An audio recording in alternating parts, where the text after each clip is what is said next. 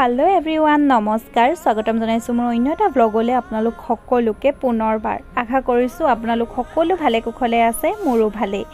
এতিয়া আমি যাত্ৰা কৰিছো শিলঙৰ অভিমুখে আসলতে অলপ সোনকালে যাম বুলি ভাবিছিলো যেহেতুকে আমাৰ হস্পিটেলৰ কামটো আছিল হেয়া কাৰণে আমি অকনমান দেৰিকে ওলাব লগা হ'ল এতিয়া 10 বাজি গৈছে আৰু আমি গুৱাহাটীৰ পৰা শিলঙৰ অভিমুখে যাত্ৰা আৰম্ভ কৰি দিলো ইমান ধুনিয়া পৰিবেশ হসাকৈ পাহাৰ বুলি ক'লে এনে ভাল লাগে নহয় জানো কিন্তু মোৰ ওচৰৰ পৰা দেখিলে অলপ ভয়ো লাগে দেই আপোনালোকে কোনে কোনে পাহাৰ ভাল পায় বা পাহাৰলৈ অলপ ভয়ো লাগে হেয়া কবচোন কমেন্ট কৰি লগতে কোনে কোনে শিলং গৈছে বা যোৱা নাই হেও কমেন্ট কৰিব দেই আৰু এতিয়া ধুনিয়া এটা পৰিবেশৰ মাজেৰে আমি যাত্ৰা কৰি আছো খুব ভাল লাগিছে আসলতে বেলেগ দিনা হলে মোৰ বাছত উঠা বা গাড়ীত উঠাৰ লগে লগে মোৰ টোপনি আহি যায় কিন্তু গুৱাহাটী টু শিলং 84 কিলোমিটাৰছ হয় কিন্তু তথাপিও মোৰ টোপনি অহা নাই কাৰণ ইমান ধুনিয়া পৰিবেশ চাইয়ে শেষ নহয় জানেনে সেইকাৰণে টোপনি কতনো গায়েব হৈ গল গমকে নাপালো আহি এখন হাইৱে ধাবা 2 বুলি ধাবা এখনত ৰখালেহি তেওঁলোকে কিবা খাবৰ কাৰণে আৰু এইখনত খাচী ডিশ পোৱা যায় আমি বাৰু নাখালো যেহেতুকে আমি গুৱাহাটীত খায়ে ডাইৰেক্ট উলাই দিছিলো সেই কাৰণে আমাৰ খোৱা নহলে কিন্তু বাহিৰতে নাজাৰাটো উপভোগ কৰি থাকিলো আৰু ইমান বেছি ধুনিয়া আপোনালোকেও মোৰ লগত উপভোগ কৰকচোন ইমান ধুনিয়া এটা পৰিবেশ তেতিয়া হলে ভিডিওটো আগবাঢ়ি গৈ থাকক আৰু আপোনালোকেও আগবাঢ়ি গৈ থাকাৰ লগে লগে চাই গৈ থাকক মোৰ ভিডিওটো একদম শেষৰলৈকে চাব দেই লগতে ভিডিওটো লাইক কমেন্ট কৰিব কেনেকুৱা পালে লগতে চেনেলটো সাবস্ক্ৰাইব কৰিব আৰু আগলৈও বেলেগ ভিডিও সোনকালে পাবৰ বাবে বা আপোনালোকে ধুনিয়াকৈ চাবৰ বাবে এয়া চাই মেলি গৈ থাকক মই ধুনিয়াকৈ এনজয় কৰি গৈ আছো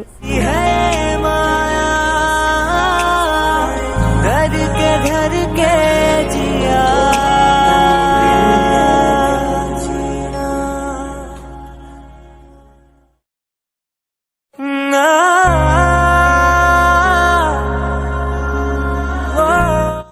এইফালে আমি পাই গলোহি শিলং টাউন আমি পুলিচ বজাৰতে ৰম বুলি ভাবিলো তাতে থাকিম বুলি আসলতে গাড়ীত আহোতে গুৱাহাটীৰে মানুহ এজন আহিছিল আমাৰ লগত তেওঁ ইয়াতে চাকৰি কৰে তেওঁৱে আমাক ক'লে ক'ত কেনেকৈ থাকিব লাগে তেওঁৱে হোটেলখন বুকো কৰি দিলে আমাক আৰু আমি এতিয়া হোটেলৰ অভিমুখে গৈ আছো তাতে ফ্ৰেছ হৈ মেলি লওঁ ধুনিয়াকৈ তাৰ পিছত এবাৰ ওলাই আহিব লাগিব গতিকে হেয়া আৰু শিলঙৰ টাউনৰ পৰিৱেশটো বোলো আপোনালোকক দেখুৱাই মেলি লৈ যাওঁ চাই থাককচোন ভিডিওটো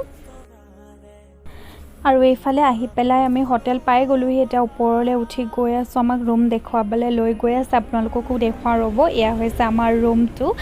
আমি 5 জন মানুহ থাকিম যেহেতুকে সেইকাৰণে অকনমান ডাঙৰ ৰুম এটাকে ল'ব লগা হ'ল গুৱাহাটীত আমি ডাঙৰ ৰুম নাপালো সেইকাৰণে ভাগ ভাগকৈ থাকিব লগা হ'ল তেনেকৈ থাকিলেও কিবা এটা ভাল নালাগে ন সেইকাৰণে এবাৰ বোলো লগতে থাকিবলৈ এটা ৰুম ললো আৰু এইযোৰ হৈছে মোৰ নতুন ড্ৰেছযোৰ দেই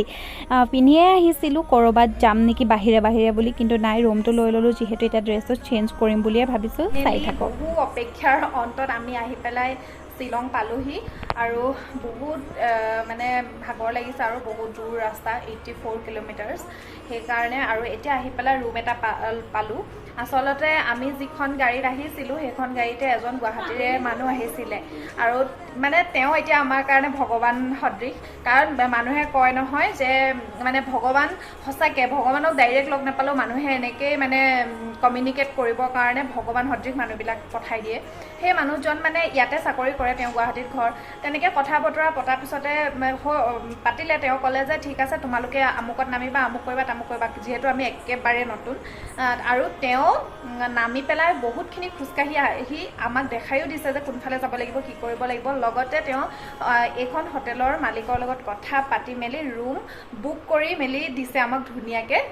আমি যিহেতু 5 জন মানুহ একেলগে থাকিব পৰা এটা ৰুম লাগে আমি গুৱাহাটীতো তেনেকৈ নাপালোঁ সেইকাৰণে দুটা ৰুম ল'ব লগা হৈছিলে এতিয়া আমাৰ কাৰণে ভাল হ'ল দুটা ৰুম নল'লেও হৈছে এটা ৰুমতে আমি গোটেইখিনি একেলগে থাকিব পাৰিম আজি ৰাতিটোৱে বাৰু কাইলৈ গুচি যাম আৰু এতিয়া কাপোৰ চেঞ্জ কৰোঁ আচলতে মই ভাবিছিলোঁ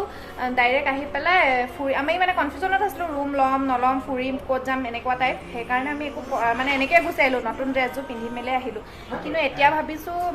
এইযোৰ খোলোঁ আৰু কাইলৈহে পিন্ধিম এইযোৰ ধুনীয়াকৈ আজি বেলেগ এযোৰ ড্ৰেছ পিন্ধি এনেই অকণমান টাউন ফালে ওলাই যাম বুলি আপোনালোকে ভিডিঅ'টো চাই থাকিব দেই মই যিমানখিনি পাৰোঁ আপোনালোকক দেখুৱাবলৈ চেষ্টা কৰিম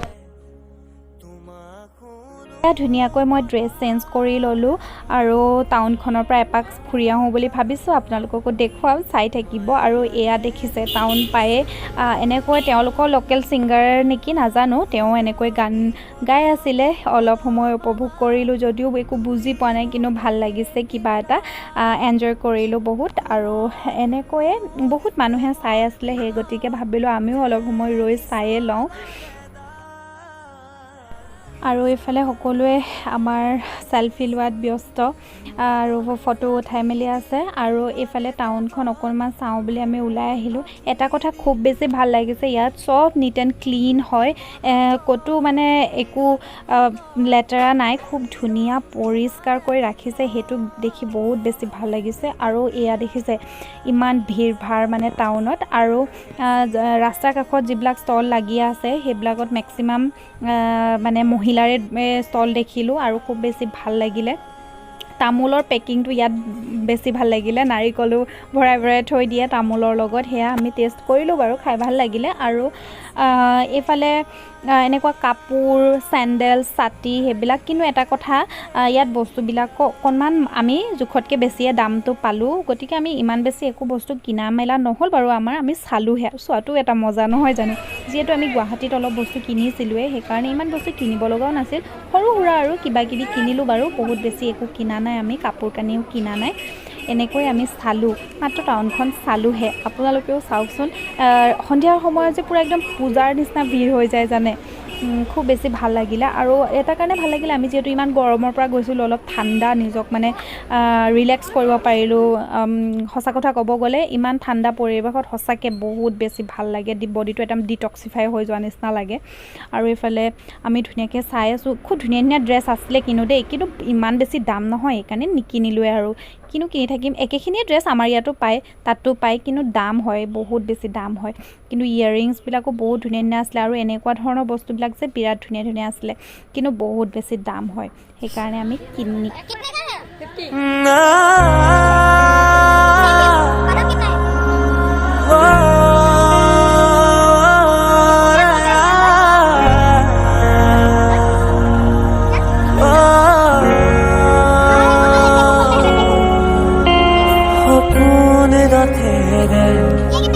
উড়ি উড়ি যায় জোনাকি বাটেৰে আগুৱা জোন তৰাৰে তোমাক শুনো মনা। আৰু এইফালে আমি বাটাৰ কৰ্ণ দেখিলোঁ, আৰু বোলো অকণমান খায়ে চাওঁ। খাই মই কিন্তু ভাল পালোঁ, মানে ইহঁতি আকৌ ভাল নাপালে, বোলে খাই বোলে ইমান ভাল নালাগিলে বুলি কৈছে। মই কিন্তু খাই ভালেই পালোঁ দেই, টেষ্টিয়ে আছিলে। তাৰপাছত আমি আহি গ'লোঁ ফুচকা খাবৰ কাৰণে। চব ঠাইতে বেলেগ বেলেগ টেষ্ট নহয় জানো চব বস্তুৱে, সেইকাৰণে বোলো চব টেষ্ট কৰা যাওক বুলি ফুচকা খাবলৈ আহিলোঁ। বিৰাট টেষ্টি আছিলে, একদম চটপটা আছিলে, যিটো মোক লাগে আৰু সেইটো মই পালোঁ। বহুত বেছি ভাল লাগিলে খাবৰ কাৰণে, পূৰা এনজয় কৰিলোঁ আমি। আৰু মইতো নতুন নতুন ঠাইত গ'লে নতুন নতুন খানা খাই ভাল পাওঁৱেই। লগতে এইফালে আহি গ'লোঁ চিকেন চাওমিন খাবৰ কাৰণে। সঁচাকৈ চাওমিনখিনি বিৰাট বেছি টেষ্টি আছিলে, কাৰণ একদম সৰু সৰু আছিলে চাওমিনটো, বিৰাট টেষ্টি আছিলে। আমি ধুনীয়াকৈ এনজয় কৰি পেলাই খালোঁ, আৰু আপোনালোকেও এনজয় কৰি পেলাই ভিডিঅ'টো চাওক দেই।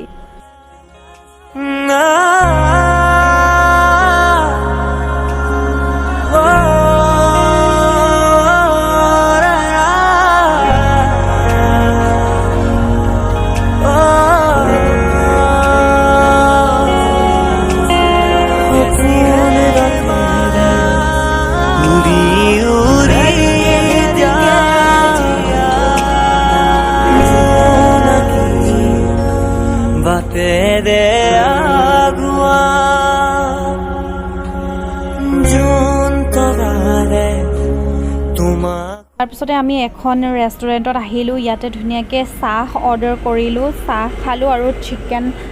কিবা এটা আছিলে, এইটো নামটো পাহৰি গ'লোঁ, সেয়া খাইছিলোঁ। চাহ বিৰাট টেষ্টি আছিলে চাহটো, আৰু ইয়াৰ চাহত বেলেগ এটা টেষ্ট আছে, কিবা বেলেগ বস্তু দিয়ে নেকি নাজানো, বেলেগ এটা টেষ্ট আছে। তাৰপিছত ঠাণ্ডা যদিও আহিলোঁ আমি আইচক্ৰীম খাবলৈ, আইচক্ৰীম মানে খাবই লাগিব আৰু মেণ্ডেটৰী হয়। তাৰপিছতে এনেই বোলো এপাক বজাৰখনৰ পৰা আকৌ আহোঁ বুলি আহিলোঁ আৰু আমি বিশাল মেগামাৰ্ট আৰু এটা শ্বপিং মলতো সোমাইছিলোঁ কিন্তু তাতে ভিডিঅ' বা